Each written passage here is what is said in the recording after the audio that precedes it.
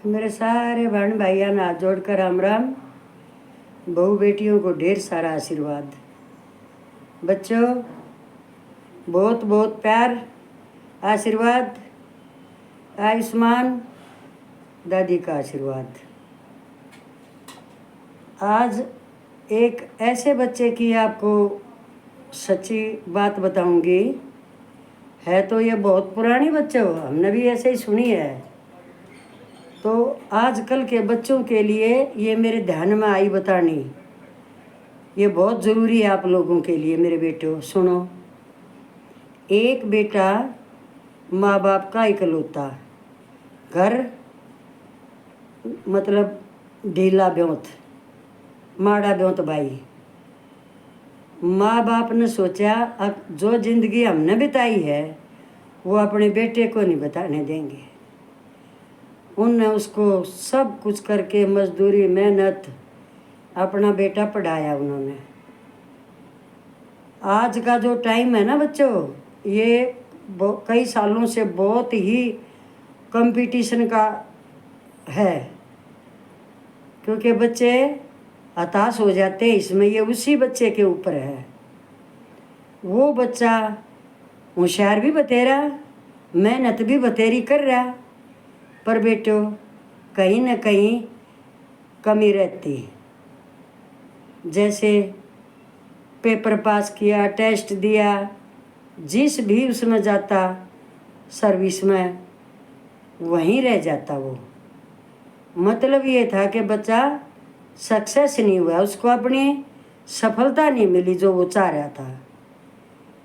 तो बेटा घर जाते भी शर्माता, क्योंकि माँ बाप उसी के ऊपर आश्रित और ये सोच रहे कब हमारा बेटा इस लायक हो जिससे हम ये हमारा धंधा छूट जाए और हम सुख से अपना जीवन बिताएं।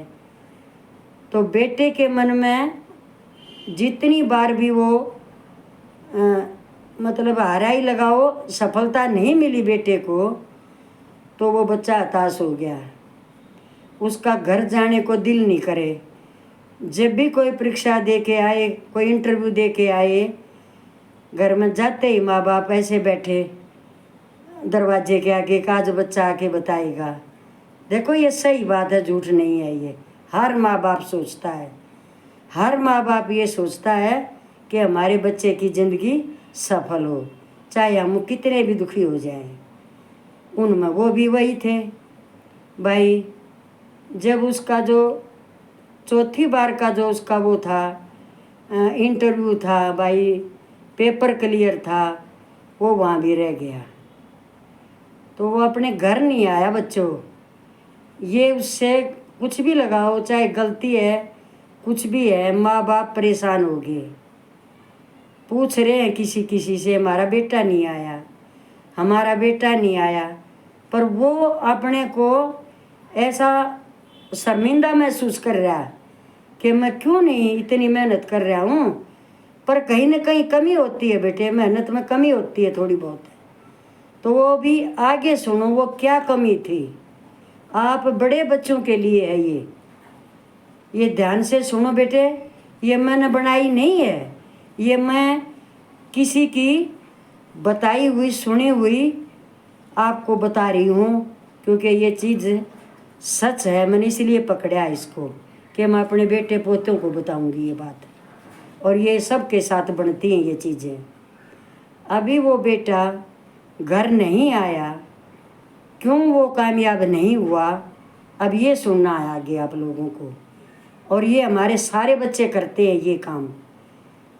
तो वो कहीं निकल लिया बेटे घर से, वो किसी आश्रम के पास से निकला है। आश्रम के बाहर कोई महात्मा शिष्यों को कोई शिक्षा का पाठ पढ़ा रहे हैं। उसके कान में एक बात गई। वो उनके पास तो जा नहीं सकता था, वो एक पेड़ की आड़ में उधर ही बैठ गया। जब तक महात्मा ने ये पूरा उनको लेसन पढ़ाया शिक्षा का, तब तक वो सारी सुनता रहा उधर। फिर बच्चे चले जाते हैं आश्रम में। और महात्मा उधर ही बैठे हैं। अब वो बेटा उठकर अपनी हिम्मत बांध के वो महात्मा के पास आता है। सभी बच्चों में तो वो जा नहीं सकता था क्योंकि वो शिष्य थे उनके। जाके चरण स्पर्श किए, नमन किया, महात्मन मैं आपकी शरण में हूँ। तो महात्मन ने क्या कहा कि आगंतुक आप कौन हैं और मुझे हताश दिखाई देते हैं, क्योंकि वो महात्मा हैं, उनके अंदर तो इतना है ही कि वो पहचान लेते हैं। बोले बैठो। उन्होंने किसी को आवाज़ लगाई, शिष्य को, उनको पानी पिलाया और फिर उनके सिर पर हाथ फेर के उनको बोला है कि आपको परमात्मा ने भेजा है। आपके अंदर हलचल है पर लक्ष्य नहीं पकड़ रहे। परमात्मा आपका साथ जरूर दे रहा है पर कहीं कुछ गड़बड़ है, तभी तो आप यहाँ आए हो। बैठो, मैं आपको कुछ बातें बताऊंगा। जब उसने ये कहा ना कि मैं बहुत ही गरीब घर से हूँ महात्मन, मैं तो अपने माँ बाप के पास शर्मिंदा होके जा भी नहीं पा रहा हूँ, तो मेरे को कुछ तो आप बताइए। बोले सुनो मैं बताऊंगा। सबसे पहले जब से आप अपनी तैयारी कर रहे हैं परीक्षा की या फिर आगे इंटरव्यू की, कुछ भी आप तैयारी कर रहे हैं, आपका लक्ष्य एक नहीं है। ये सुनना बच्चों, मेरे बेटे हो, ये हमारे बच्चे करते हैं ये काम। आपका लक्ष्य एक नहीं है। बोले महात्मन कैसे? बोले कभी आप उस तरफ भागते हो, कभी उस तरफ भागते हो, कभी मैं वो कर लूँ, नहीं मैं ये कर लूँ। इसी चीज़ के ऊपर आपका स्थिरचित नहीं होता। एक लक्ष्य नहीं है, कई चीज़ें दिखाई देती हैं आपको कि मैं ये कर लूँ, वो कर लूँ, और होता एक भी नहीं है। फिर चारों पाँचों की उलझन में एक नहीं होता। आगे सुनो, आप भीड़ में मत घुसो, भीड़ में नहीं घुसना, अकेले चलो। वो बोलते हैं ना भेड़ चाल, कि वो उसने ऐसे किया मैं भी ऐसा करूं, मैं भी ऐसे ही बनूंगा, वो ये बनाया तो मैं भी वही बनूंगा। ये एक भेड़ चाल है। और भीड़ किसको कहते हैं? तुम भीड़ में चलोगे ना बच्चों, मेरे प्यारे बेटे पोतो, किसी को दिखाई नहीं दोगे भीड़ में। इसलिए अकेले चलो। अकेले जहाँ से भी पगडंडी पर से भी जाओगे तो एक कोई देखेगा तो आपको पहचानेगा कि हाँ कोई जा रहा है। भीड़ में आप किसी को पहचान में नहीं आओगे। और इसका शीर्षक यही है इस भीड़ का, अकेले चलो।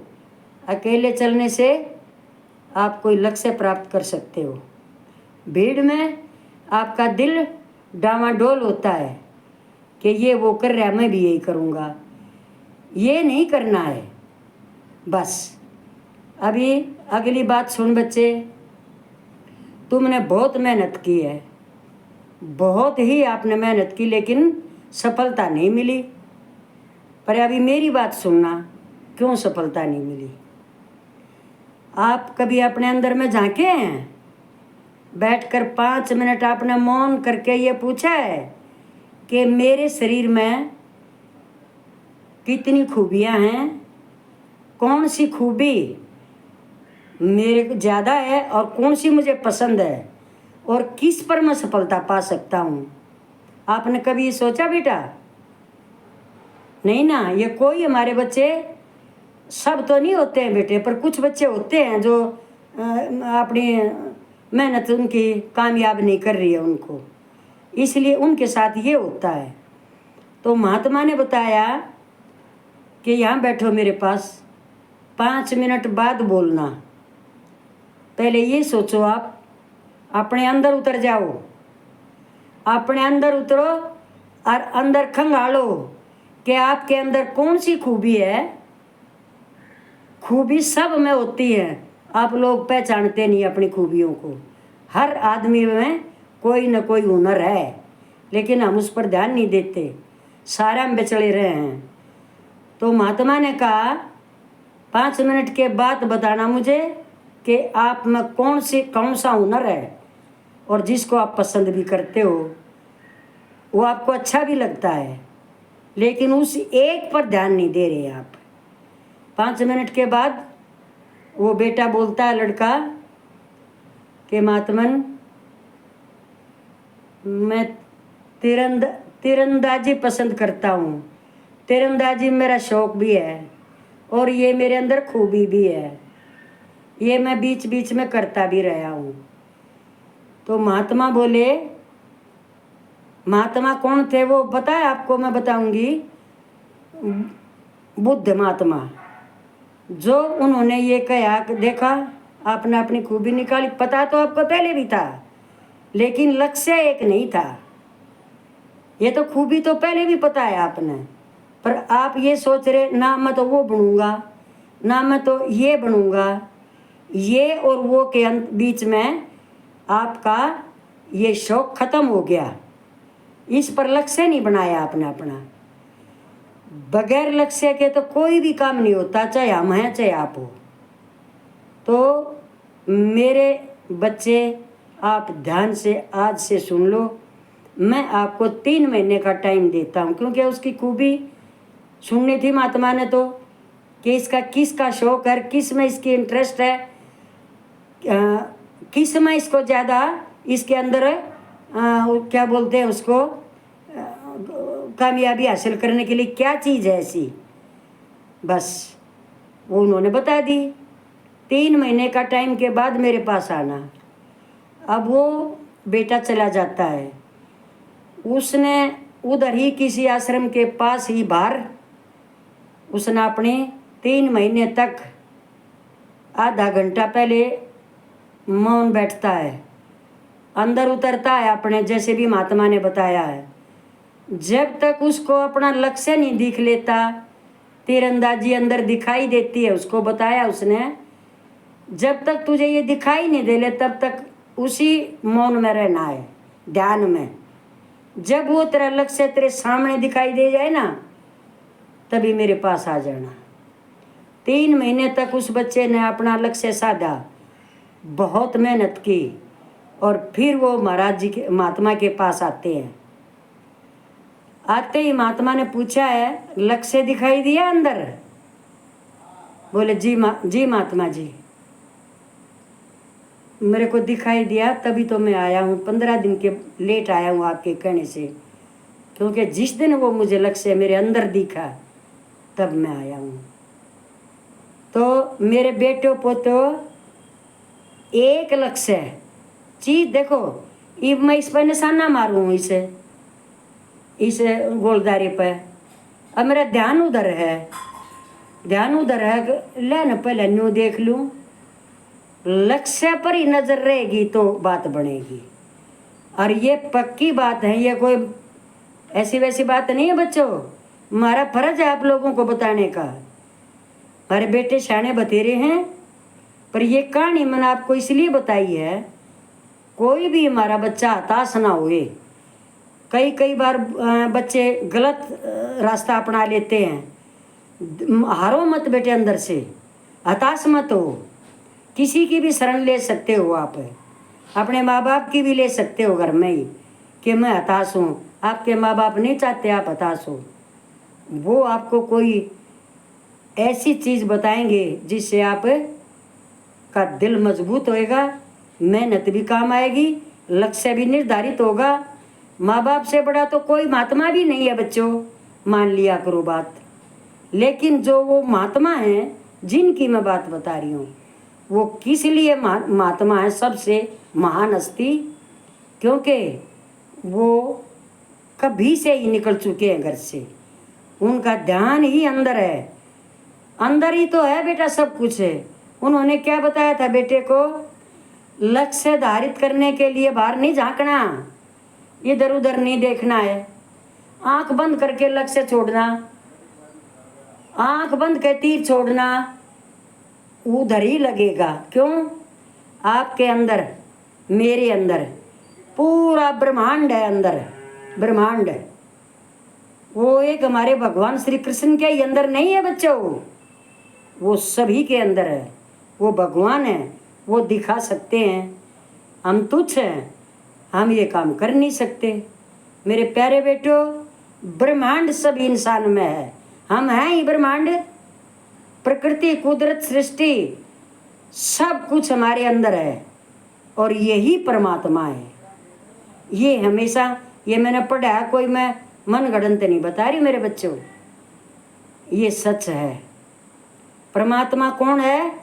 प्रकृति ही परमात्मा है, ब्रह्मांड ही परमात्मा है, सृष्टि, हमारा सनातन, सब कुछ ही हमारा परमात्मा है। परमात्मा कभी किसी को दिखाई नहीं दिए, यही परमात्मा है जो हमारा पालन पोषण, हमारा जन्म मरण सभी कुछ तो इनके पास है। ये प्रकृति ही है, कुदरत है, ये सारी यही परमात्मा है। उस बेटे ने जब पास के राज्य में कोई कंपटीशन था इसका, तीरंदाजी का, महात्मा ने वहाँ पर इस बेटे का फार्म भरवाया, उधर कागज़ भेजा अपनी तरफ से कि मेरा शिष्य सबके सामने निर्धारित नहीं है ये, लेकिन मैं इसको मान चुका हूँ, पर ये मेरा शिष्य नहीं बन सकता क्योंकि इसके माँ बाप इसका इंतज़ार कर रहे हैं, वो अकेले हैं, इसलिए इसकी परीक्षा ली जाए। जब उसकी तीरंदाजी में वहाँ परीक्षा हुई ना, हजारों 2000 में वो सर्वोपरि आया, वो बेटा जो महात्मा से शिक्षा लेके गया था, और उसको दूसरे राज्यों के महाराजा ने उसको अपनी सेना में भर्ती कर लिया। जिस दिन वो सेना की वर्दी पहन के सबसे पहले महात्मा के पास आता है आशीर्वाद लेने, फिर महात्मा ने कहा कि आशीर्वाद अपने माँ बाप के पास जाओ, वो भगवान आपका इंतज़ार कर रहे हैं। जब वो बेटा सक्सेस होके, कामयाब होके धार लिया था, ऐसे माँ बाप के पास कैसे जाऊं? जब अपने माँ बाप के पास गया, वो एक फौज का सिपाही बन के देश की रक्षा करने के लिए, उस दिन जितनी खुशी उसके हृदय में कभी नहीं थी। वो पहले उसके माँ बाप भगवान हैं, फिर वो अपने महात्मा को भगवान मानता है। तो मेरे बच्चों, सिर्फ इसका एक ही शीर्षक लगाना, लक्ष्य एक रखना, फोकस एक पर, चारों तरफ नहीं। भीड़ में नहीं चलना, किसी की रीस मत करना, किसी के जैसा नहीं बनना, उसकी नकल नहीं करना। अकेला चल के भीड़ से अलग अपनी पहचान बनाना मेरे बच्चों, वही कामयाब होता है, उसी की पहचान होती है। फिर सब बनाना राम राम। दोबारा बहू बेटियों, सदा सुखी रहो, तारे बच्चे कामयाब हो, तुम सदा सुखी रहो।